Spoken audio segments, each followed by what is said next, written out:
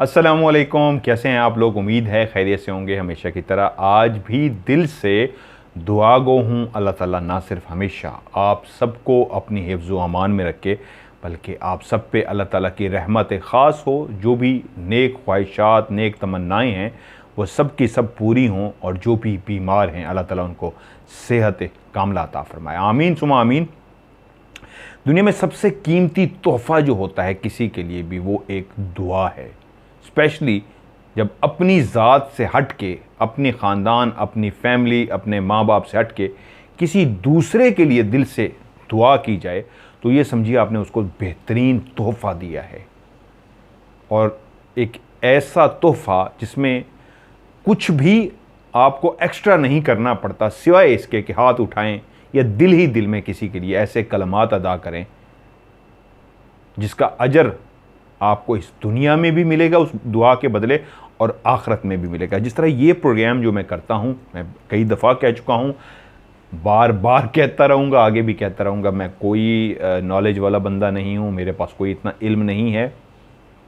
एक तालिब इल्म हूँ, आम सा स्टूडेंट जो ख़ुद चीज़ों को सीखने की कोशिश कर रहा हूँ, अभी तक सीखा नहीं हूँ। और ख्वाहिश है आप जैसे लोगों से भी सीखने को मिले, और एक बच्चे से भी अगर मुझे सीखने को मिलेगा तो मैं इसको ज़रूर पिक करूँगा और सीखने की कोशिश करूँगा।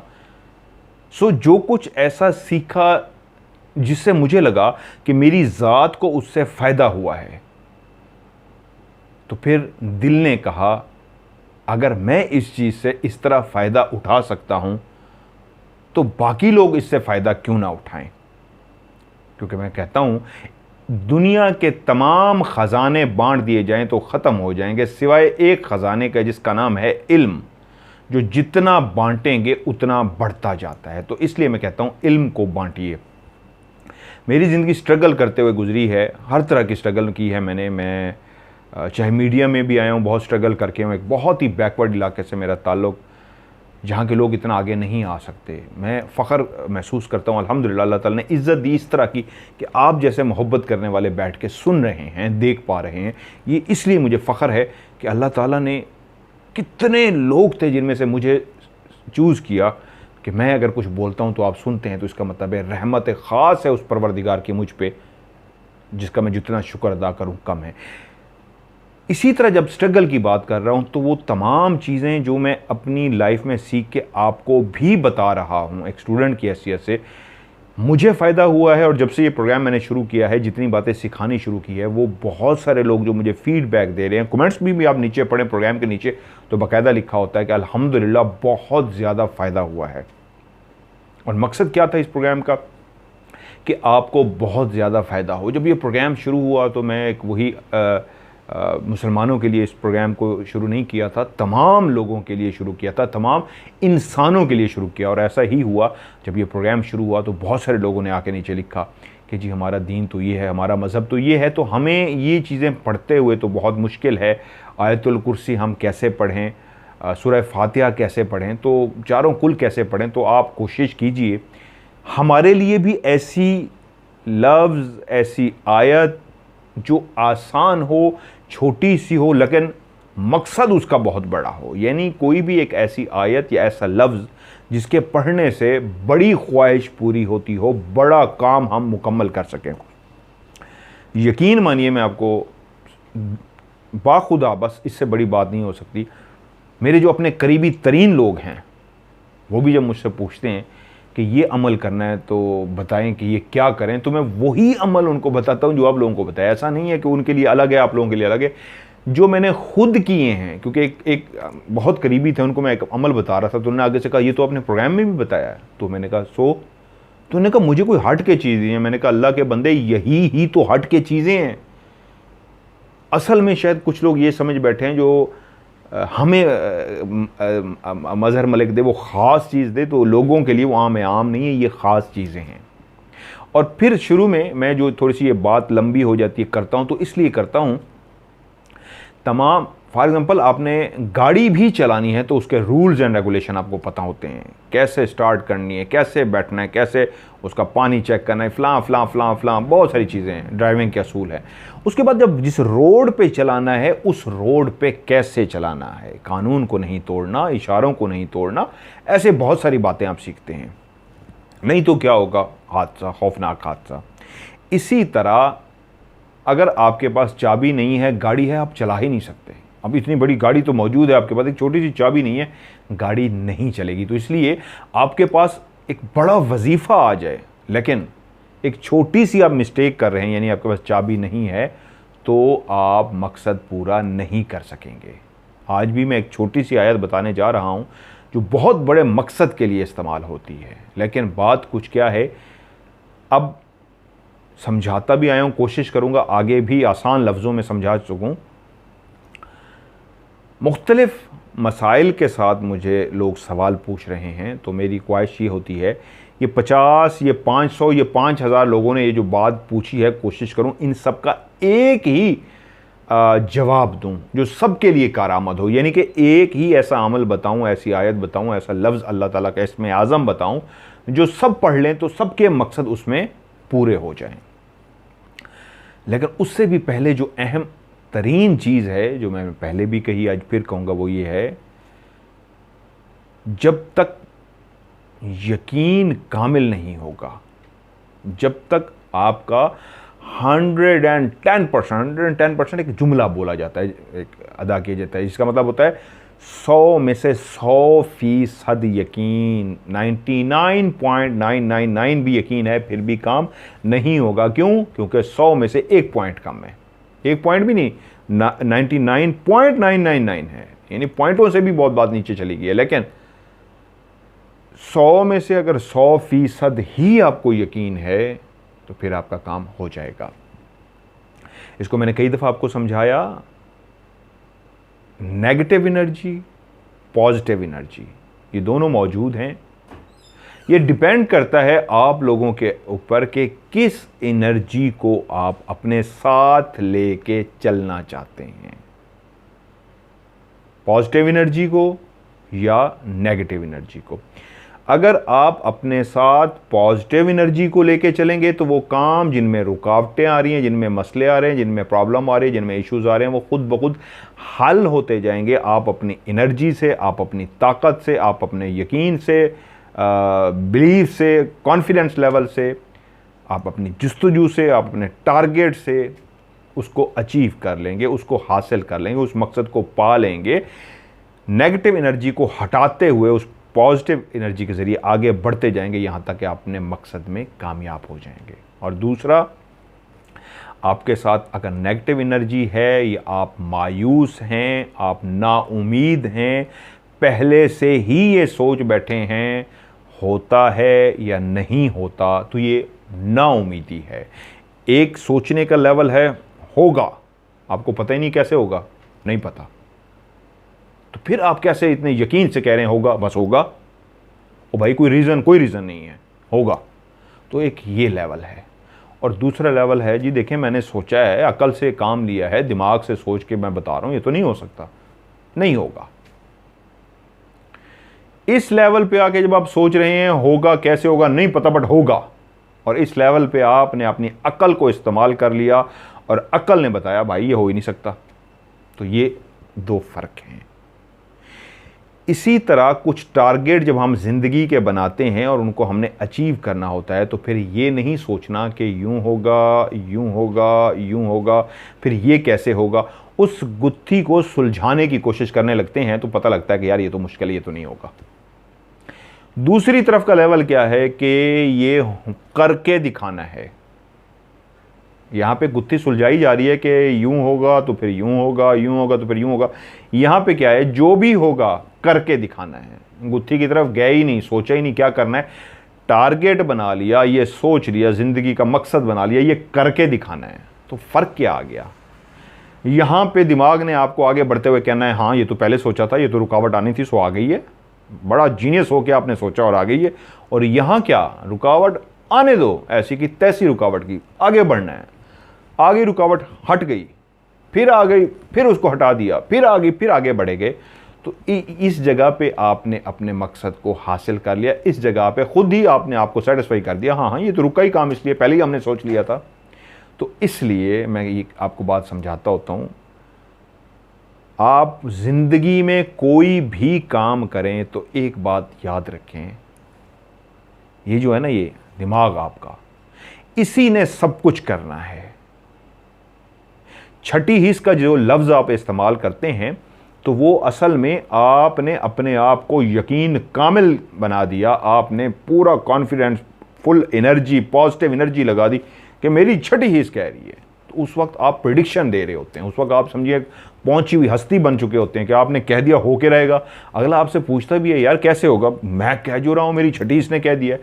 तो वो असल में जो आपका कॉन्फिडेंस लेवल होता है, वो जो आपका पॉजिटिव एनर्जी आप लगा चुके होते हैं, यकीन कामिल बना चुके होते हैं, तो उससे जो नहीं भी होना होता वो हो जाता है। रीज़न क्या होती है, आपने जिसको लफ्ज़ छठी हिस्स कहा वो असल में छठी हिस्स नहीं थी, वहाँ पे आपने अपनी पूरी पॉजिटिव एनर्जी लगा दी और आपको इतना यकीन था, जैसे मैंने कहा 100 में से 100% यकीन।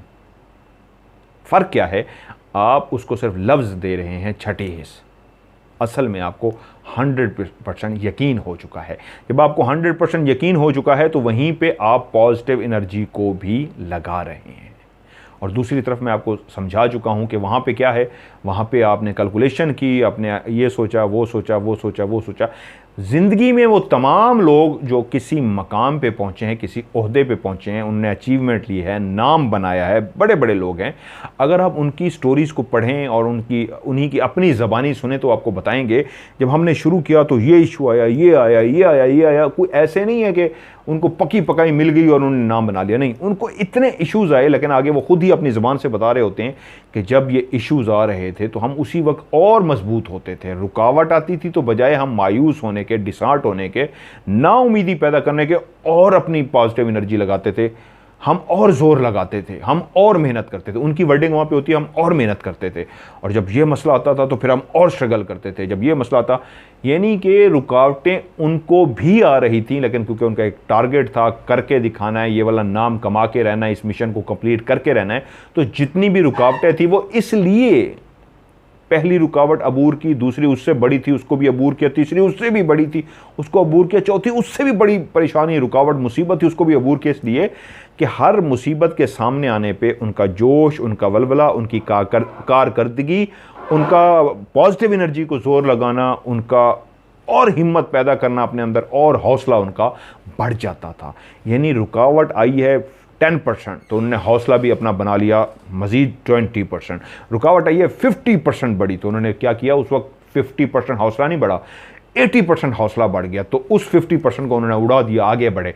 अब रुकावट आ गई 100% बड़ी, तो इस वक्त उनका हौसला भी 200 पे पहुंचा हुआ है, उनका टारगेट 200 पहुंचा हुआ है, उनकी एनर्जी, पॉजिटिव एनर्जी, उनकी हिम्मत 200 पे पहुंची हुई है। 100 कितनी बड़ी थी, कहाँ वो 10 को शुरू में क्रॉस कर रहे थे रुकावट को, अब 100% बड़ी परेशानी, मुसीबत उनके सामने खड़ी थी, लेकिन उनकी एनर्जी, उनकी ताकत जो जमा कर चुके थे, हौसला बुलंद हो चुका था, वो अब 200% था। यूं उठा के फेंका उन्होंने उस रुकावट को आगे बढ़ के। जिन्होंने अक्लमंदी का मुजाहरा किया, ये सोचा, ये तो पहले पता था ये होगा, ये नहीं, वहाँ पे नहीं होता। इसलिए बात लंबी हो गई, लेकिन समझाने के लिए खुदा पे छोड़िए। अब आता हूं उस आखिरी कंक्लूजन की तरफ, उस जवाब की तरफ, कि ये जो कहते हैं ना हौसला बढ़ता गया, मैं कई दफ़ा मिसाल दे चुका हूं। कल क्या होगा जब ये यकीन कामिल बन जाएगा, जिसने आज अता किया है कल भी वही अता करेगा, मेरा यकीन कामिल है, तो मैं कल की टेंशन क्यों लूं। हाँ, मैंने अपनी जिम्मेदारी पूरी की। आज जो दिन मेरा गुजरा है, सोने से पहले आप सोचें, आपने स्ट्रगल की, 3-4 चीज़ें होते हैं कि आपकी नीयत साफ थी, आपने मेहनत की, उसमें जितनी ताकत, एनर्जी लगानी चाहिए थी, जो उसमें आउटपुट देनी चाहिए थी, आपने दे दी, आपका काम पूरा हो गया। अब अगला काम है उसका, जो ऊपर है, जो परवरदिगार है, जो खुदा है, उसके ऊपर छोड़ दिए। या अल्लाह, मेरी जितनी कुव्वत इस्तिताअत थी, जो मैं कर सकता था, तेरी दी हुई हिम्मत के बदले मैंने किया, जितनी तूने मुझे हिम्मत अता की मैंने कर दी है। अब मेरे मालिक मुझे यकीन है अगला काम तू मेरा कर देगा, तो कल हर चीज़ का बंदोबस्त वो करेगा। परेशान कौन होता है? जो कल की टेंशन लेके लेटा हुआ है, आज तो कर लिया कल क्या होगा। भाई आप टेंशन लेना छोड़ दें, कल वो करेगा।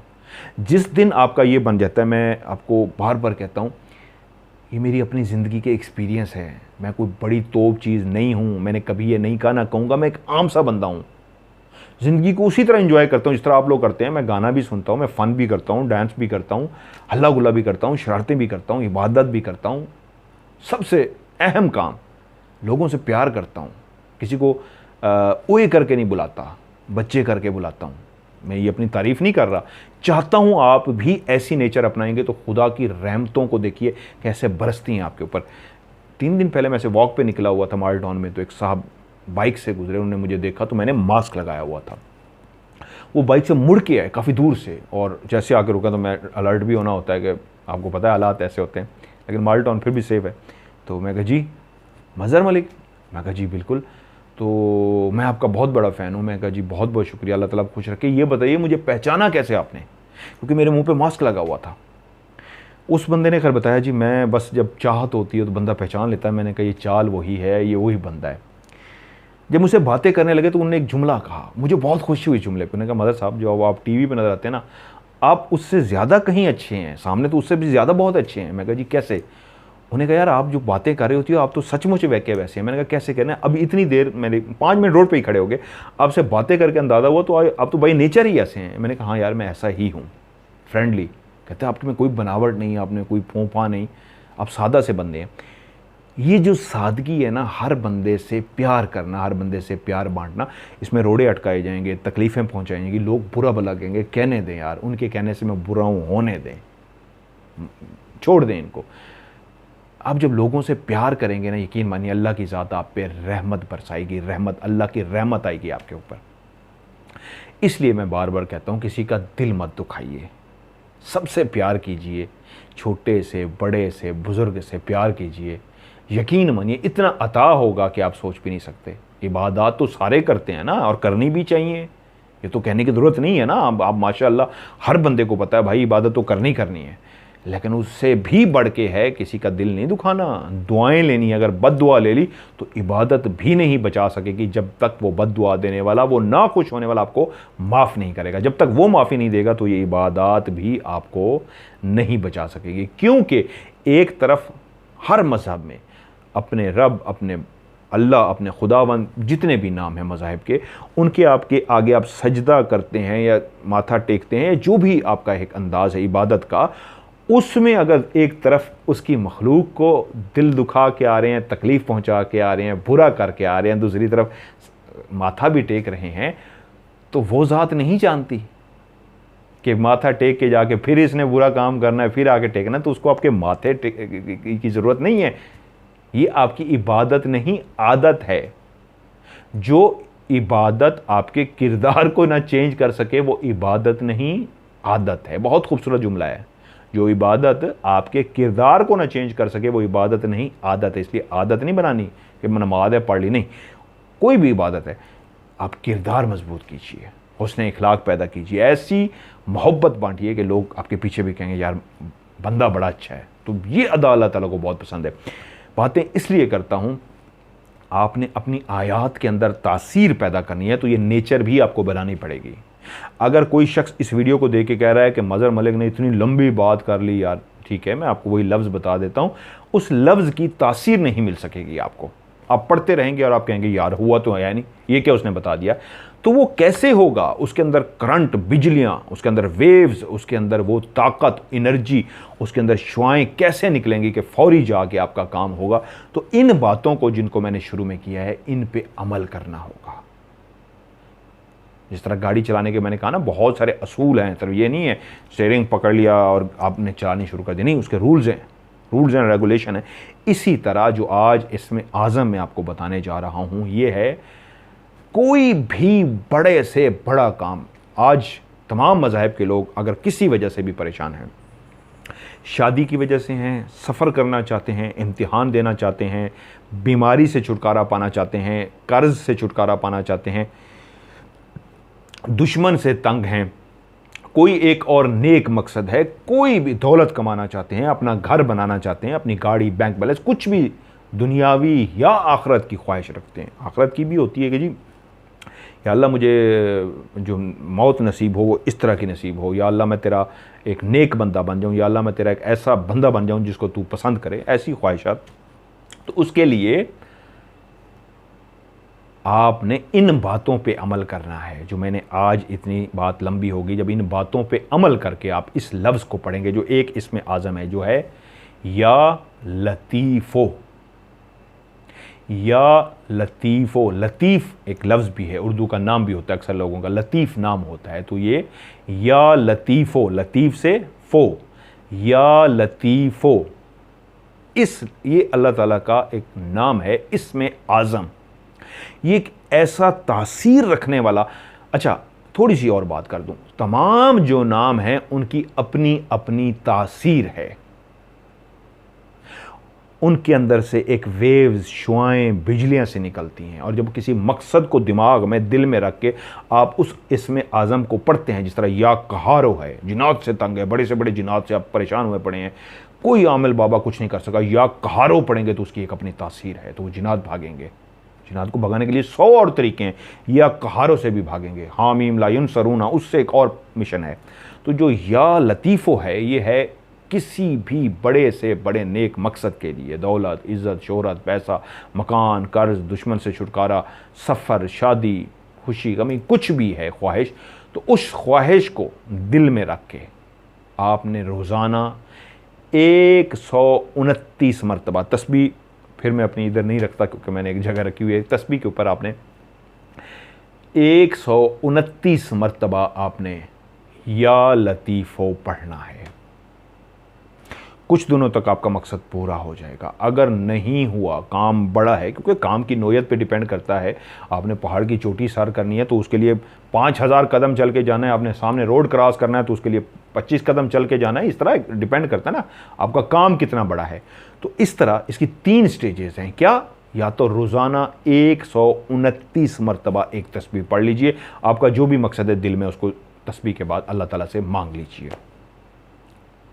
नहीं, दूसरा स्टेप इसका क्या है, 129 मरतबा आपने एक तस्बीह पढ़ ली तो इसको आप काउंट करेंगे एक तस्बीह जो आपने 129 मरतबा पढ़ी। इसी तरह आपने टोटल 129 तस्बीहें पढ़नी हैं। क्लियर होगी बात? दूसरा स्टेप क्या है? पहला 129 मरतबा एक तस्बीह रोज। दूसरा स्टेप, बड़ा कोई ख्वाहिश है, बड़ी कोई चाहत है जो आप हासिल करना चाहते हैं, मकसद है, तो रोज़ाना एक ऐसी तस्बीह, चाहे डिजिटल ले लें या गिनने वाली ले लें, जो 129 की तस्बीह हो। तो 129 वाली तस्बीह जब आप एक दफ़ा पढ़ लेंगे तो वो एक तस्बीह काउंट होगी। इसी तरह आपने 129 तस्बीहें पढ़नी हैं रोज़ाना, आपके मकसद पे है।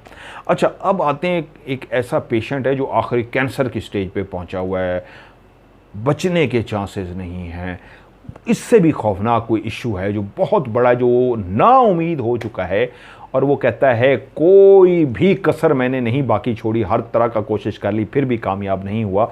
तो उसके लिए हम कहते होते हैं तीसरी स्टेज, क्या? 129 वाली जो तस्बीह है, आपने उसको 129 तस्बीहें पढ़नी हैं। एक तस्बीह है 129 की, और इसी तरह 129 पढ़ ली, एक तस्बीह हो गई, 129 पढ़ ली, दूसरी तस्बीह हो गई, 129 पढ़ ली, तीसरी तस्बीह हो गई। एक दिन में आपसे एक दिन में आपने 129 तस्बीह पढ़नी है। और कितनी दिन पढ़नी है? अब यहाँ पे दिन शामिल हो गए हैं। 129 दिन। अगर वो आखिरी मरने की स्टेज पे है, बीमारी की, किसी भी बीमारी की आखिरी मरने स्टेज पे है, तो रोज़ाना जब वो 129 तस्बीहें पढ़ता जाएगा या पढ़ती जाएगी तो वो बीमारी से उसको शफा मिलती जाएगी। और 129 दिन होने से पहले पहले वो शफा याब हो चुका होगा या होगी। 129 दिन नहीं पूरे होंगे उससे पहले उसका मकसद पूरा हो चुका होगा। क्लियर? फिर से मैं रिपीट कर देता हूँ, कोई शुरू और आखिर में पढ़ने की ज़रूरत नहीं है, सिंपल आपने पढ़ना है। वुज़ू में हो अच्छा है, ना हो तो कोई बात नहीं, नापाक ना हो। नापाकी की कुछ हालात, ऐसी हालत होती है जिसमें हम कहते होते हैं कि उस सूरत में आप ये तस्बीह ना पढ़ें। बाकी वज़ू है या नहीं है, पढ़ सकते हैं। और तमाम मज़ाहिब के लोग इसको पढ़ सकते हैं। तमाम मज़ाहिब के लिए तस्बीह इसलिए बताई है, तमाम मज़ाहिब के लोग पढ़ेंगे। पहला स्टेज आम सी कोई ख्वाहिश है, आम सा मकसद है, डेली 129 की तस्बीह पढ़ लिया करें। यानी एक कोई तस्बीह डिजिटल रख लें या दाने वाली, जिसके 129 दाने हों। रोज़ाना 129 दानों वाली एक तस्बीह पढ़ लिया करें। एंड में अपना मकसद बयान करके दुआ मांग लिया करें। एक पहली। दूसरा, बड़ी कोई ख्वाहिश है, बड़ा कोई मकसद है, बड़ा कोई टारगेट है, तो 129 वाली जो तस्बीह है उस तस्बीह को 129 मरतबा पढ़ना है। जब तक आपका काम नहीं होता, रोज़ाना उस तस्बीह को जो आपने 129 दाने की बनाई थी, उसी तस्बीह को इतनी दफ़ा पढ़ें कि 129 की गिनती मुकम्मल हो जाए।